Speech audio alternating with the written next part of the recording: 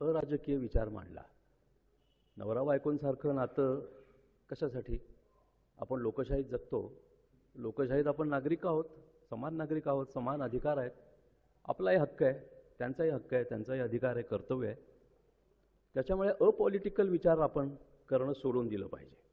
जरी हे साहित्य संमेलन असलं तरी त्याच्यापासून राजकारण वगळता येणार नाही. मगाशी मुजावर सरांनी राजकीय मुद्दे काही समजावून सांगायचा प्रयत्न केला, पण ते अप्रस्तुत वाटले. तरीसुद्धा प्रसारमाध्यम म्हटलं की डेमोक्रेसी आली आणि डेमोक्रेसी म्हटलं की पॉलिटिक्स येतं, हे आपण कधी विसरता कामा नये. कारण डेमोक्रेसी म्हटली की पक्ष, प्रतिपक्ष, तटस्थ, निपक्ष असे सगळं येतं. हुकुमशाहीमध्ये विरोधी पक्ष नसतो. हुकुमशाहीमध्ये एकच पक्ष असतो आणि तो दुसऱ्यांचा विचार करतच नाही. आणि मग ज्युडिशरी, एक्झिक्युटिव्ह, लेजिस्लेचर आणि मीडिया हा जो लोकशाहीचा चौरंगी खांब आहे, तो आपण तशाच पद्धतीनं विचार केला पाहिजे. आणि म्हणून या दोघांनी मुद्दे अगदी नवे चांगले मांडले की मीडियामध्ये दोन्ही अर्थांनी आपली भागीदारी असली पाहिजे. मागूनही असली पाहिजे, पुढूनही असली पाहिजे, मालकी असली पाहिजे आणि आशय निर्मिती पण असली पाहिजे. पण त्यासाठी पॉलिटिक्समध्ये सुद्धा तेवढाच मोठा सहभाग घेतला पाहिजे, हे महत्त्वाचं आहे. आज अनेक दलित तरुण मी बघतो अपॉलिटिकल होत चाललेत. म्हणजे MPSC UPSCच्या नादाला लागतात, नोकरशहा व्हायच्या प्रयत्नात आहेत. माझे अनेक पत्रकार विद्यार्थी हे तलाठी व्हायला बघतात, तहसीलदार, deputy collector, collector, MPSC UPSC हे बघायला बघतात. अरे मी त्यांना रागवतो, म्हटलं तुम्ही पत्रकार म्हणून जेव्हा तहसीलदाराच्या समोर जाल तेव्हा तहसीलदार तुम्हाला बघून उभा राहील का नाही? तुम्ही दरडांचा नोकर किंवा पवारांचा नोकर म्हणून नाही, तर तुम्ही तुमचे जे हजारो लाखो वाचक आहेत तुम्ही त्यांचे प्रतिनिधी आहात, म्हणून तो तहसीलदार तुम्हाला मान देतो. तुम्ही स्वतः एक व्यक्ती रिपोर्टर म्हणून तो मान देत नसतो. तू जर तहसीलदाराच्या जागी बसलास तर तुला उभा राहावं लागेल ना पत्रकार किंवा बातमीदार आल्यावर. मग बातमीदार मोठा, पत्रकार मोठा की ब्युरोक्रॅट मोठा? पण पैसा कमी आहे. मराठी पत्रकारिता तशी दळभद्रीच आहे. तिला जाणीवपूर्वक दरिद्री ठेवलेलं आहे. उपासमार, कुपोषण, अर्धपोटी अवस्था या सगळ्या गोष्टी खऱ्या आहेत. आणि आता तर गेल्या 2-5 वर्षांमध्ये उत्पन्न कमी झालेलं, स्पर्धा प्रचंड वाढलेली, त्यामुळं नको त्या गोष्टी आलेल्या, राजकारणातही आलेल्या आहेत, लोकशाहीतच आलेल्या आहेत, त्याच्यामुळे माध्यमात आलेल्या आहेत. त्याच्याबद्दल आपण काही वेगळं करणं चालणार नाही. पण तरीसुद्धा राजकीय सहभाग वाढवल्याशिवाय प्रसारमाध्यमांचा किंवा प्रसारमाध्यमातून जी लोकशाही आपल्याला हवी आहे तिची भागीदारी आपण कशी पूर्ण करू शकू? त्यामुळे मला असं वाटतं की जसे दलित मुलं विनाकारण मध्यमवर्गीय झाल्यानंतर अपॉलिटिकल होऊन बसली, अराजकीय होऊन बसली, तशी मुसलमान तरुण तरुणी अराजकीय का होऊन बसत आहेत? जर लोकशाहीतला आपला वाटा, अधिकार मिळवायचा असेल तर त्याला राजकारण करावं लागतं. त्याच्यामुळे राजकारण केल्याशिवाय प्रसारमाध्यमांमध्ये तुम्हाला वाटा मिळणार नाही, हेही तितकंच खरं. आता गंमत अशी आहे की राजकारण आता गेल्या 5 वर्षात तर आहेच, पण जगभरच आता टोकाचं होत चाललेलं आहे. एक्स्ट्रीमिटीज या वाढत चाललेल्या आहेत.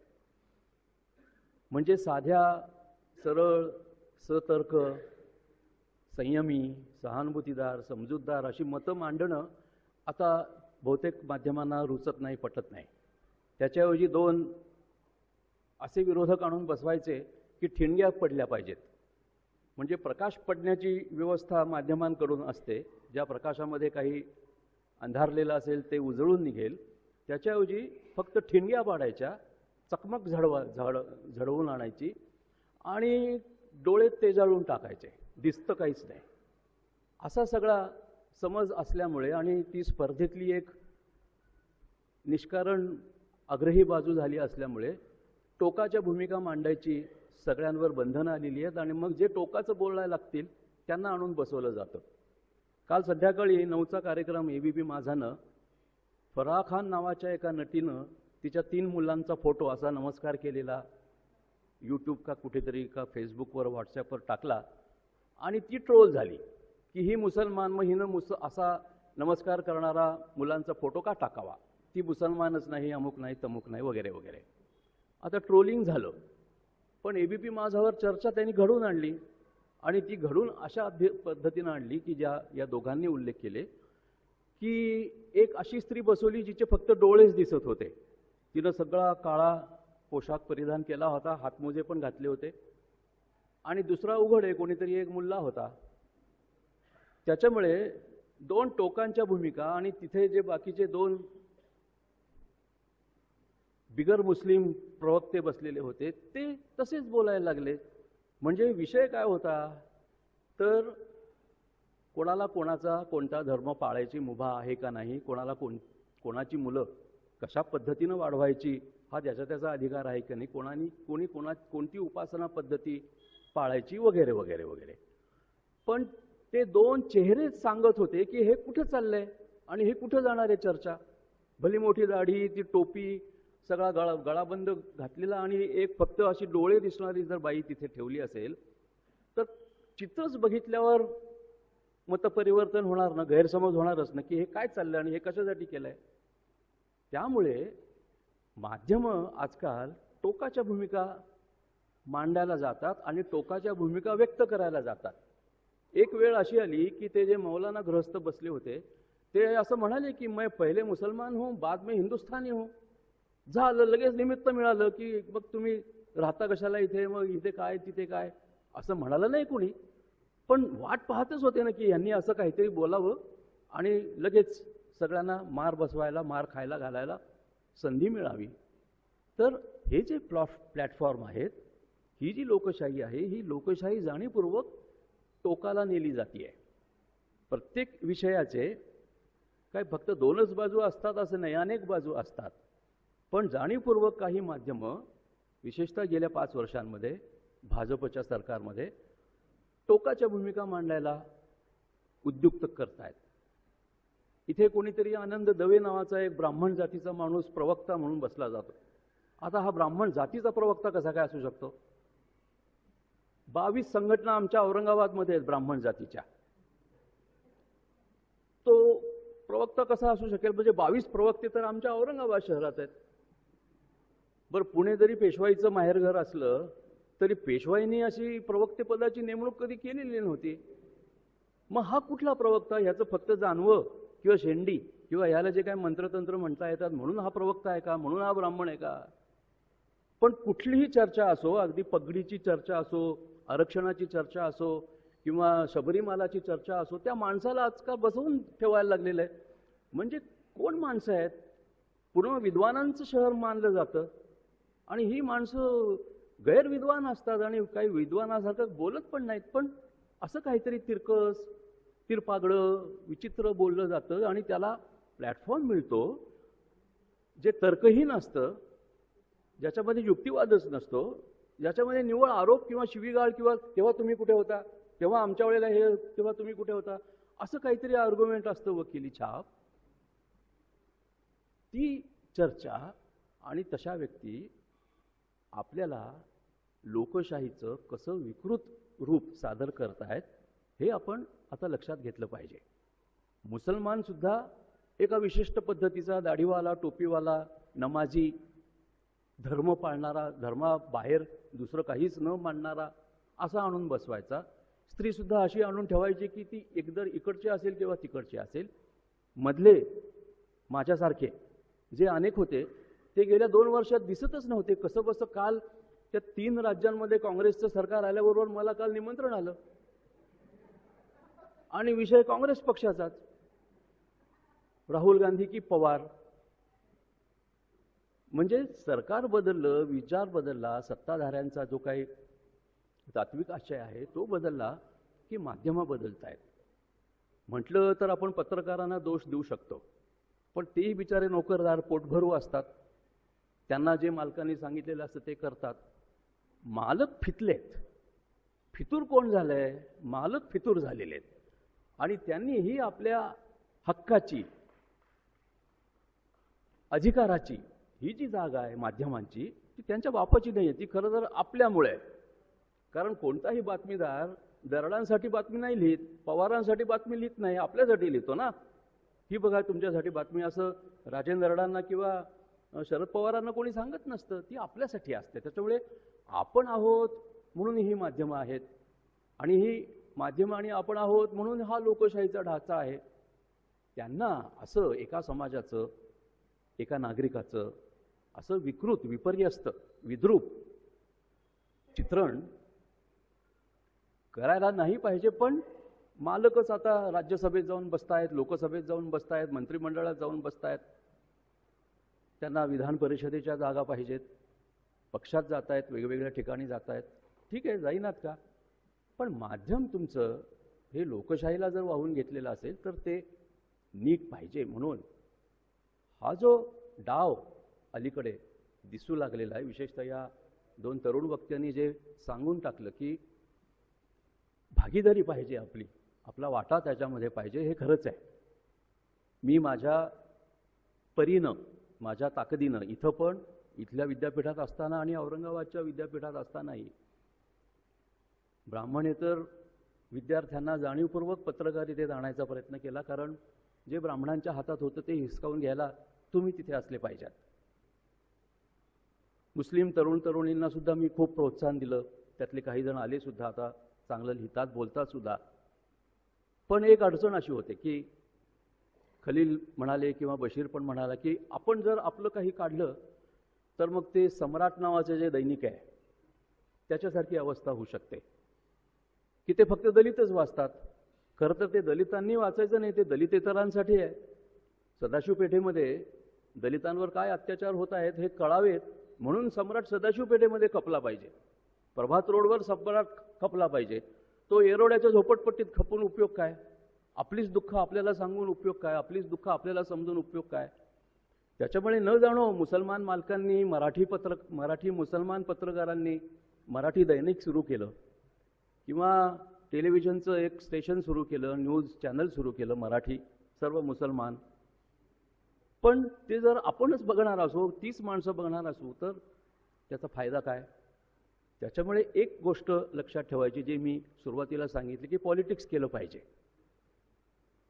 आरक्षण, सवलती, राखीव जागा वगैरे सोडून द्या, पण जे आपल्या हातात आहे, जे खलीलनी सांगितलं की कुवत आहे, त्याला त्याच्या कुटुंबाचा काहीच पार्श्वभूमी नव्हती, मुल्ला आहे त्याचं आडनाव, तरीसुद्धा तो इकडे आला आणि त्यानं सिद्ध करून दाखवलं त्याचं कर्तृत्व. उघड आहे की पत्रकारिता हे एक तंत्र आहे, ती कला नाही आहे, ते कौशल्य आहे. ते प्राप्त करून घेता येतं, ते आत्मसात करून घेता येतं, आणि माझ्यासारखा शिक्षक असेल तर ते मी करून देणारच. पण आता मी रिटायर झालो आहे. पण ते कौशल्य आहे, ती कला नाही, ते तंत्र आहे. कारण लोकशाही चालवायला ते कला लागत नाही, माणसं लागतात, आणि माणसांना कला, कौशल्य, तंत्र हवी असतात. तर सोपं आहे अगदी. त्याच्यामुळे भाषा आली पाहिजे. मराठी भाषा या मराठी मुस्लिम साहित्य संमेलनासारख्या उपक्रमांमुळे पसरते, फैलावते, आपलाही काही वाटा आहे हे बिंबवते, हे चांगलं आहे. त्यामुळे मराठी भाषेचा प्रसार लिखाण वाचनातून, विचारचिंतनातून करणारे अधिकाधिक तरुण आणि तरुणी आपण जमवले पाहिजेत. आणि त्यांनी, जसा साजिद गेलेला आहे, कलीम गेलेला आहे, रफिक मुल्ला गेलेला आहे, खलील मुल्ला गेलेला आहे, असे खूप आहेत माझे अनेक मित्र, विद्यार्थी आहेत. त्यांनी त्या मराठी पत्रकारितेत छान स्थान उत्पन्न केलेलं आहे. आता ह्याचा खरोखर फायदा होतो का? तर होतो. मी ज्या मराठवाडा दैनिकात काम करत होतो तिथे एकही स्त्री नव्हती, पण एकटी मंगल खिमसरा पत्रकार म्हणून रुजू झाल्यापासून आम्ही जे पुरुषी विनोद करायचो, वाह्यात वात्रट विनोद करायचो, रात्रपाळी जशी रात्र वाढत जाईल तसे अश्लीलतेचे बकेरे जे काही गोष्टी व्हायच्या, गप्पा व्हायच्या, त्या पूर्णपणे थांबल्या. आणि एक स्त्री आपली सहकारिणी आहे, एक स्त्री आपल्यासारखीच पत्रकार आहे, हे लक्षात आल्याबरोबर दृष्टी बदलली. तिच्यासमोरच नव्हे तर तिच्या पश्चातसुद्धा स्त्रियांबद्दल आणि बाकीचे वाह्यात गोष्टी करायच्या नसतात हे बाणवलं. तसं एक मुस्लिम व्यक्ती पत्रकार म्हणून जर आपल्या शेजारी येऊन बसली किंवा मोठ्या पदावर गेली आणि तिथून सूत्रसंचालन करू लागली, तिच्यासारखे अजून कोणी तितकेच दमदार, तितकेच बांधिलकी मांडणारे तितकेच तळमळीचे, प्रामाणिक, निष्ठावान, नैतिक असे पत्रकार निर्माण झाले की आपोआपच चित्र बदलेल. वाट पाहायची काही आवश्यकता नाही, कारण आता विद्यापीठांमध्ये, कॉलेजांमध्ये पत्रकारितेचं शिक्षण मिळतंय. प्रश्न रोजगाराचा आहे, पण केवळ वर्तमानपत्रातच आणि टेलिव्हिजनमध्येच नोकरी करा असं कशासाठी? फेसबुक आता भरपूर पैसा देतं, यूट्यूबमधूनही तुम्हाला भरपूर फॉलोअर्स मिळू शकतात. तर हे प्लॅटफॉर्म्स आता वापरायला पाहिजेत. म्हणजे इलेक्ट्रॉनिक प्लॅटफॉर्म्स हे अधिकाधिक लोकांपर्यंत जात असतील आणि तिथे जर नवे विचार, नवी तत्व, नवी माणसं त्यांच्या भाषेमध्ये जर काही बोलत असतील तर हवंच आहे ते. त्यामुळे मला वाटतं की जो भाग अजूनही लोकांना समजलेलाच नाही आहे, लोकशाही असूनही समजलेलाच नाही आहे, असा मुसलमानांचा नागरिक म्हणून, राजकीय व्यक्तिमत्व म्हणून, एक विचारी, जबाबदार, देशावर प्रेम करणारा माणूस म्हणून जर ह्या सगळ्या गोष्टींचा अनुभव सर्वांना येत गेला तर मला वाटतं प्रसारमाध्यमांना कळत नकळत नव्हे बदलायची पाळी येईलच. आणि मग हे जे विकृतीकरण, विपर्यास, विद्रूपीकरण होईल ते थांबतंय. आता फेसबुक आणि यूट्यूब, ट्विटर, व्हॉट्सॲपचा मी उल्लेख केला, हे सोशल मीडिया आहेत.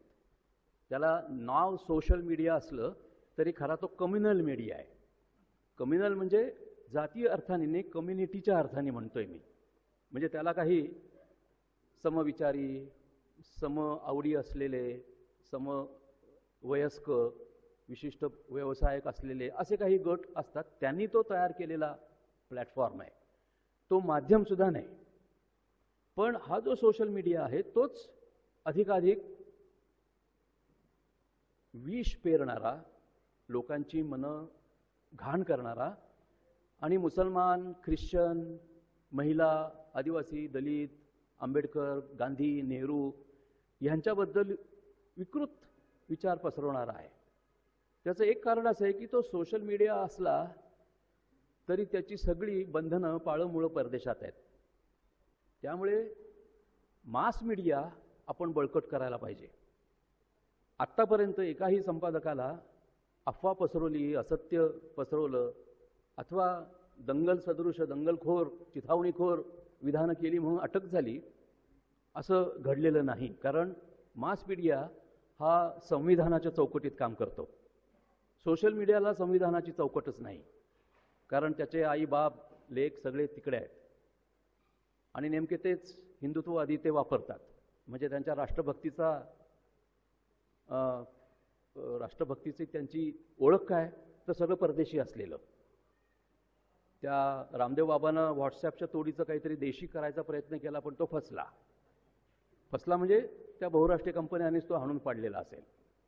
तर मला असं म्हणायचं की मास मीडिया अजूनही तेवढा वाया गेलेला नाही, तेवढा ताळतंत्र सोडून गेलेला नाही आहे. तो झुकलाय, तो त्यांच्या हातात गेलाय. काही रवीश कुमारांसारखे, विनोद दुवांसारखे, निखिलसारखे काही मित्र आपले आहेत अजून, जे अन्यत्र काही त्यांचा ठसा अजूनही सोडत नाही आहेत. म्हणून आपण मास मीडियाबद्दल अजून तेवढी काही नाखुशी व्यक्त करायला नाही पाहिजे. आहे, आपण नाखुश आहोत, नाराज आहोत, पण आता हेही गेले कामातून असं म्हणून चालणार नाही. सोशल मीडिया आपलं नाहीच. सोशल मीडिया तिथे उभी फूटच पडलेली आहे, एक तर हे नाही तर हे तरी. मास मीडियाला अजूनही संविधानाची चौकट आणि त्या चौकटीतच काम करणं सक्तीचं असल्यामुळे मास मीडिया अजूनही आपला आहे, लोकशाहीला बांधील आहे. जी काही प्रजासत्ताक, धर्मनिरपेक्षता, समता, स्वातंत्र्य, बंधुता या सगळ्या गोष्टींची जी तत्त्व आहेत ती तत्त्व अजून त्याला पाळावी लागतात. खोटं नाटका होईना पण त्याला ते लिहावं लागतं. अशा वेळेला आपल्यासारख्या नागरिकांचा, सुबुद्ध नागरिकांचा, विचारकांचा, कार्यकर्त्यांचा एक रोल असतो. खलील म्हणाला तसा की संपर्क संपलेला आहे. खरं आहे, समाज म्हणून मुसलमानांचा माध्यमांशी तसा संपर्क संपलेला आहे. कारण उत्पन्न काय देणार मुसलमान? तो आपलं फळं विकतो, भाजी विकतो, किंवा चामड्याचा व्यवसाय करतो किंवा मांस विकतो. तो भांडवलदार कुठे आहे? असेलही, तो भांडवलदार आहे, उद्योगपती आहे, मोठा दुकानदार असेल, पण तो मुठभर आहे. त्यामुळे तो जोवर दाता होत नाही, तारणहार होत नाही, तोवर त्याच्याकडे दुर्लक्ष होणार हे खरंच आहे. जाहिरात जो देत असतो त्याची बातमी होत असते, हे आता जगजाहीर सूत्र आहे. जो पैसे देतो, जो पेड न्यूज करतो, जो खाऊ घालतो, त्याला जास्त प्रसिद्धी मिळते किंवा त्याच्याबद्दलच्या बातम्या दाबल्या जातात, हे खरं आहे. ज्यांच्यापाशी काहीच नाही त्यांच्याबद्दल काय? आणि म्हणून माझं सुरुवातीपासूनचं म्हणणं आहे की आपण राजकारणामध्ये इंटरेस्ट घ्यायला सुरुवात केली आणि मुजावर सरांनी जे म्हटलं की सेक्युलरिझम, सोशलिझम, स्वातंत्र्य, समता, बंधुता, सामाजिक न्याय, विज्ञानाभिमुखता, प्रजासत्ताक, लोकशाही, ही सगळी मूल्य असलेली संविधानाची चौकट भक्कम करणं आणि त्याच्या आधारावर जी मास मीडिया थोडीशी झुकू लागलेली दिसते उजव्या विचारांकडे, आजच्या राज्यकर्त्यांकडे, त्यांना वेळोवेळी आपण सरळ करणं हेच आहे. संपर्क तुटला ह्याचा अर्थ काय? संबंध तुटलाय. लोकमतनं, औरंगाबादच्या लोकमतनं वाचकांची पत्र छापणं बंद केलेलं आहे. मी संपादकांना SMS पाठवला की वाचकांची पत्र तुम्ही थांबवली आहेत का? मला उत्तरच नाही. ह्याचा अर्थ उत्तर आहे. वाचकांची पत्र थांबवलं याचा अर्थ काय? तुम्ही डॉन नावाचं पाकिस्तानचं वर्तमानपत्र वाचा, एक पूर्ण पान वाचकांची पत्र असतात. आणि पाकिस्तानात तर लोकशाही नाही असं आपण म्हणतो. मग डॉन सारखं वर्तमानपत्र पूर्ण पान वाचकांची पत्र देतं. न्यूयॉर्क टाइम्स देतं, वॉशिंग्टन पोस्ट देतं, गार्डियन देतं. टाइम्स ऑफ इंडियाने अजून बंद नाही केली, छोटा आकार केलाय पण देतात. हिंदू देतं. मग त्याचा वापर का नाही करायचा? फोन का नाही करायचे? मेल का नाही करायचा? आणि भेटीगाठी का नाही घ्यायचा? तो बसला असेल एसीच्या केबिनमध्ये, बाहेर कोणीतरी असतील, पण जाऊन भेटलं पाहिजे. हे तुम्ही छापताय ते बरोबर नाही. पॅलेस्टाईन आणि इस्रायलचा प्रश्न आला की बरोबर पॅलेस्टाईन लोकांचे असे फोटो येतात, दगड मारतोय, गुलेर मारतोय, जाळ करतोय, टायर पेटवतोय, एवढेच. आणि इस्रायली माणूस आला की बरोबर ठ्या ठ्या ठ्या ठ्या ठ्या ठ्या तो सैनिक गोळ्या घालणारा असतो. म्हणजे पॉवर कोणाकडे आणि पॉवरलेस कोण आहे हे दिसतंच आहे. असं का? सगळा मुसलमान काय असा रडका दगड फेकणारा असा नाही आहे ना. कर्तृत्ववान मुसलमान आहे, विद्वान हुशार माणूस आहे, शास्त्रज्ञ मुसलमान आहे, कितीतरी सगळ्या क्षेत्रात कर्तृत्व गाजवणारा मुसलमान आहे. पण तुम्ही नेहमी रडका, नेभळट, हिंसक, दुबळा, आक्रोश करणारा, मोर्चा काढणारा, रडणारा असं का दाखवता? कोणी सांगितलं तुम्हाला असं दाखवा म्हणून? ही एकतर्फी बाजू झाली. हा जाणीवपूर्वक केलेला अपप्रचार आहे आणि जाणीवपूर्वक केलेलं हे लोकांच्या मनांचं गैरसमज आहे. तर हा आपण त्या संपादकांना भेटून, त्या मालकांना भेटून, अहो हे असं करू नका, असं नाही आहे, ही पण माणसं असू शकतात, आहेत. किंवा मुस्लिम मराठी साहित्य संमेलनाचं रिपोर्टिंग कुठे आहे? किती ठिकाणी आलं? फ्रंट पेज जाऊ द्या, पण इनर पेजला कुठव्या पानावर आलं? 7व्या का 13व्या का 9व्या? का? तुम्हाला दखल घ्यावीची वाटत नाही? घेतली पाहिजे. आणि म्हणून मला वाटतं की आपण कमी पडता कामा नये. आपण दुबळी बाजू ठेवायची नाही. आपण प्रयत्न केले पाहिजेत, खटपट केली पाहिजे.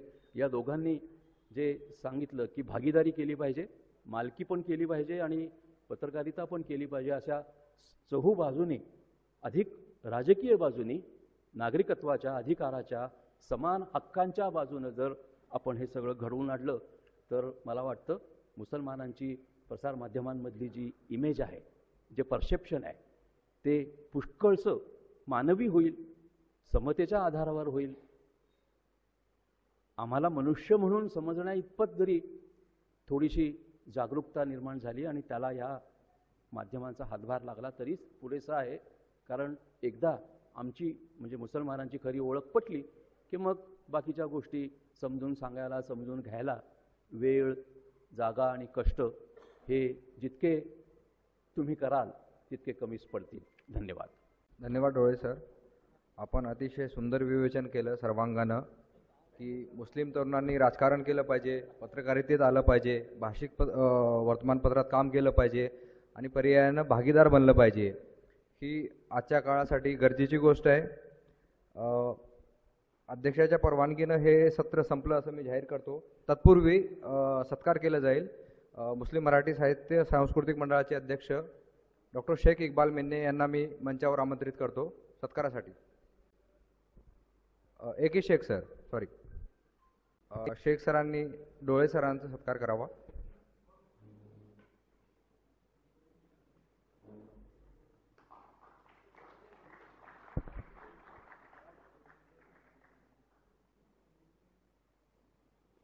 त्यानंतर खालिद मुल्ला यांचा सत्कार करावा.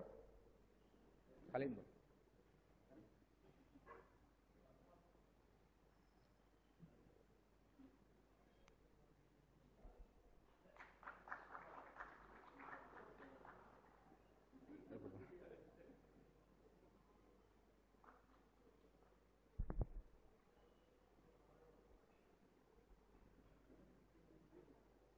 खालिद मुल्ला यांचा सत्कार करावा.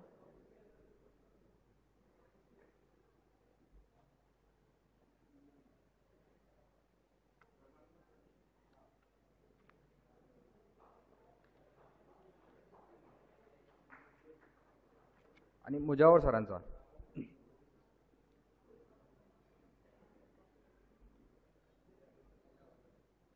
मुजावर सर.